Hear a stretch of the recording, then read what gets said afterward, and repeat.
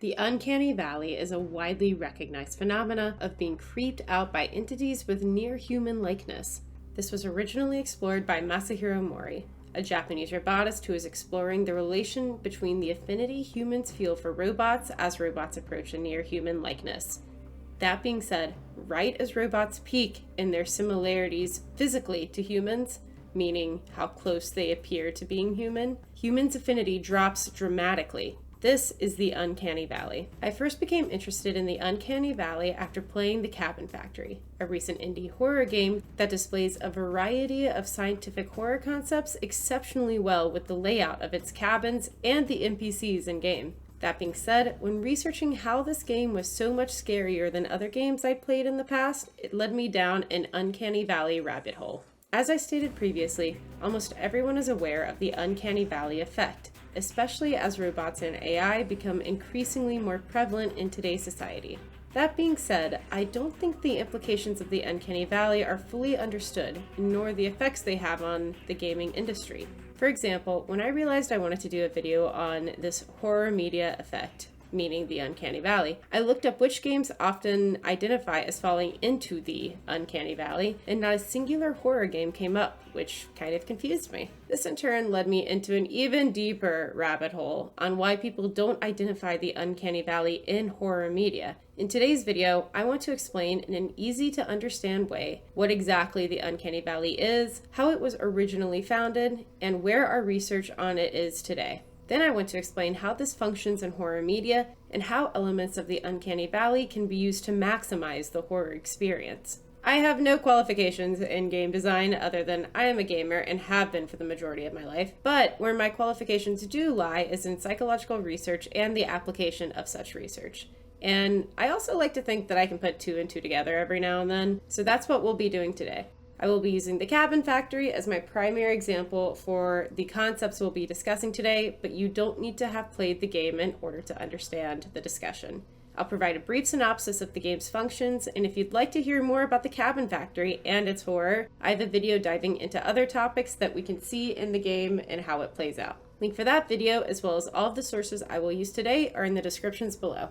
First, I want to lay some groundwork for The Cabin Factory itself. In The Cabin Factory, you play as a cabin inspector, checking cabins to see if they are haunted or not haunted. The cabins created in The Cabin Factory are scary cabins meant for Hollywood and theme park usage. The cabins that are haunted have some form of movement in them, so when you go to inspect cabins, you have to pay close attention to each item in the cabin.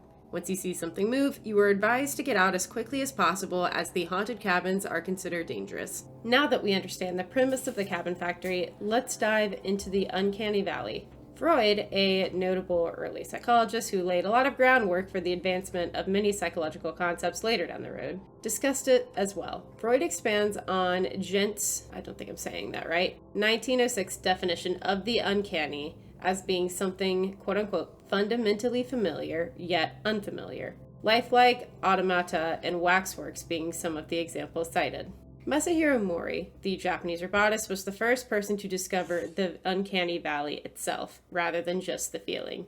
A few of the subjects that Mori tested were an industrial-grade robot and a toy robot, but he found that once human likeness reached a certain point, the affinity we feel with those items dropped drastically, creating the Uncanny Valley. He had a few ideas for this, but it wasn't until others continued his research that a culprit for this drop was identified. I feel compelled to say at this point that correlation does not mean causation, and causation is near impossible, if not impossible, period, to establish in any scientific manner. That being said, to avoid sounding like I am writing a dissertation, I'm going to speak on this subject in the way that I believe the relationship to be. But please understand that nothing can really quite be proven to have a direct cause and effect in science, or at least in the soft sciences, which is what we'll be discussing today.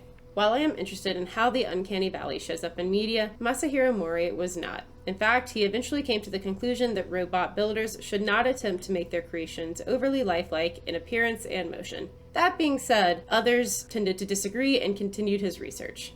Now that we understand how the Uncanny Valley was discovered, let's move on to how the research is developed.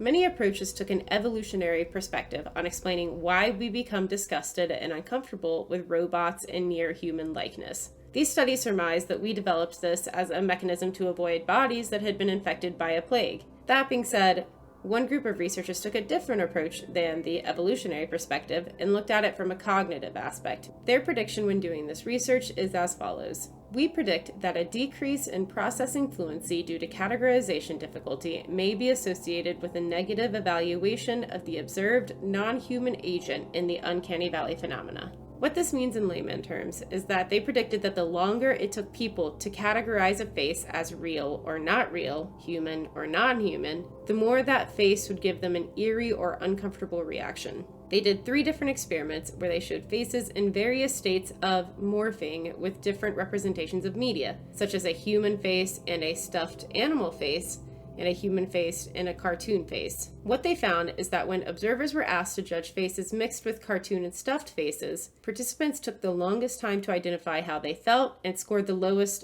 likability scores, meaning they disliked it the most. They did not see this effect when the 2 faces morphed in experiment 3 were human faces, meaning instead of a human and a non-human face, they took a human and a human face. To summarize, they found what they thought they would find. The longer it took someone to identify a face, the lower they would rate it in terms of likability. This does not prove the uncanny valley, as there are always edits to be made in research and studies and different ways to approach topics, which they do identify later in their discussion. But it does support my theories regarding horror games and why the uncanny valley makes us uncomfortable. So it works for me. One last bit of sciencey research nerd stuff that I'd like to bring up is a study from Marcus Cheatham. I'm not sure if I said that right. I'm going to be real. In his study on the uncanny valley, he discusses the categorization difficulty hypothesis, which I believe best describes the effects from the last study we discussed. His words read as follows. This posits that subjective difficulty assigning a categorically ambiguous stimulus to the human or non-human category induces a negative affective state. What this is saying is that when people find it difficult to identify a stimulus as human or non-human, they generally experience negative emotions, which is kind of the exact same thing the last study found, but it's cool that it happened twice. The most exciting part of this article to me was the word ambiguous, because it connects to another theory that I discussed in my video on the Cabin Factory's horror mechanics. In McAndrew's article, he discusses horror video games and specifically how the environment evolutionarily leads us to identify someone as creepy or spooky. He does not really discuss the uncanny valley, but the ambiguity of threat theory he discusses aligns perfectly with the categorization difficulty hypothesis that we've discussed in the previous 2 research studies. After surveying 1,300 individuals online, researchers found evidence consistent with the idea that feeling creeped out is a response to the ambiguity of threat. We get creeped out by people when they act in unpredictable ways, violating the social conventions we understand. It makes it difficult for us to understand their intentions and difficult to predict their behavior. To summarize, when we are presented with ambiguity, we get uncomfortable. What's really cool to me is these are 3 different studies on 3 different continents, low-key, and all of them mention ambiguity as the biggest factor leading to the uncanny valley, or in other terms, feeling creeped out or uncomfortable. Ambiguity, man. So now that we've gone over some of the research on these subjects, my official theory is that anytime we are unable to identify someone's intentions or status of human or non-human, they become spooky or threatening. The reason the Cabin Factory is one of the best examples of this is due to the format of the game. You are investigating cabins to determine if they are artificially spooky or if they are truly haunted. Some of the jump scares and general scares are truly horrifying, but the mechanic that makes the game so special is the fact that you don't know what to expect. All you are told is that if something in the cabin moves, it is haunted and thus considered dangerous, and you need to get out. The problem is that the cabins can be haunted without being dangerous, so you never quite know if it is a clear, not haunted cabin, a cabin that is haunted but not lethal, or a cabin that is lethal. Some of these scares can range from a little boy in a rocking chair to the parents in the cabin coming to life to chase you out of the house. Some of the cabins have some horrifying imagery too. Some that I would say would line up with what could be considered as the uncanny valley, but those cabins aren't haunted. Technically, in accordance with the game's mechanics. Your first playthrough, you do not know which category a cabin will land in, so you are constantly kept on your toes. The game messes with the player's expectations and never allows them to feel comfortable in what to expect. I discussed Outlast in my last video because that is the first game that came to mind, so I'm going to use it again here. When you play a game like Outlast that is considered scary, the jump scares and chase sequences will certainly stress you out, but you never expect anything different. None of the chase sequences are surprising in what happens when you're caught.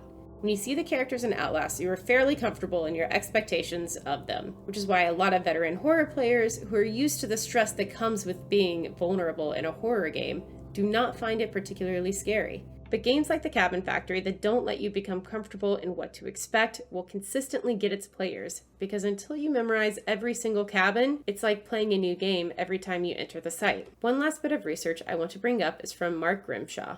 Grimshaw takes an interesting approach and discusses the Uncanny Valley in terms of computer game audio design. As it currently stands, the sound samples do not significantly change across multiple replayings of a game, and thus what might once have been an unfamiliar and uncanny environment becomes familiar and mundane. The user becomes habituated to the sounds and their use within the game world, and knowledge replaces uncertainty, thus increasing the confidence at the expense of fear.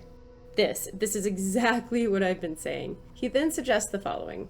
Real-time sound synthesis, procedural audio, may go some way to solving this issue, increasing rather than lessening uncertainty and fear, by allowing the game engine to sonically respond in a relatively unpredictable manner in real time to the player's presence and actions in the game world. Additionally, increasing use of biofeedback coupled with procedural audio techniques may well allow game engines to more precisely manipulate the player's emotions through real-time analysis of the player's emotional state. In this case, the game engine can then itself make flexible decisions as to how to play with the player's emotions. The player is too calm? Then perhaps increase the level of sonic uncertainty. Let's imagine you're playing Back 4 Blood or Left 4 Dead, two games that would be categorized as horror, but not in the same horror category as something like Outlast or the Resident Evils. Imagine you are in a safe room in between portions of the run, and instead of the quiet background music you normally hear, you hear a soundtrack that is building up. Maybe you hear scratches at the door and zombies groaning from the zone as this musical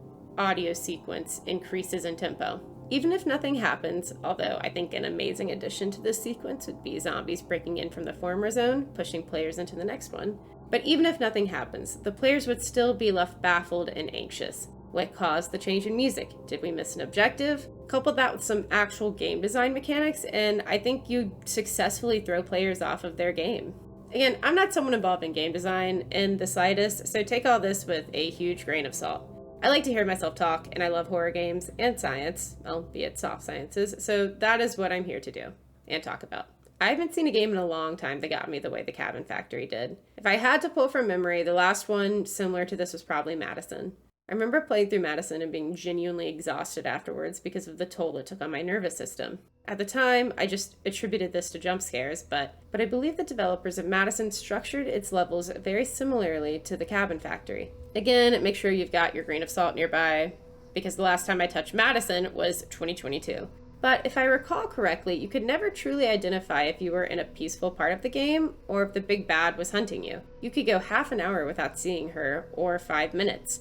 It was very random how often she would show up, which kept me on my toes the entirety of the 8 hours I played it. It was exhausting, but it was also a constant state of fear and uncertainty because, say it with me, it was ambiguous on whether there was a threat or not, which again isn't exactly the Uncanny Valley, but I think the Uncanny Valley ties into a horror mechanic that a lot of modern day horror games miss out on. It's this uncertainty of what to expect from the game. Most horror games you play, you expect that the villains, the enemies, are going to try to kill you. And although the way they try to kill you and the mechanics in which you have to avoid them can change and bring new interesting designs to horror games, unless the player's expectations are violated in some way that throws them off balance, it becomes a bit of a repetitive experience, which, as Grimshaw said, takes fear and uncertainty to confidence and familiarity. Anyways, thank you so much for watching. This was not meant to be a bash on any of the horror games I mentioned. I love Outlast. I love Left 4 Dead.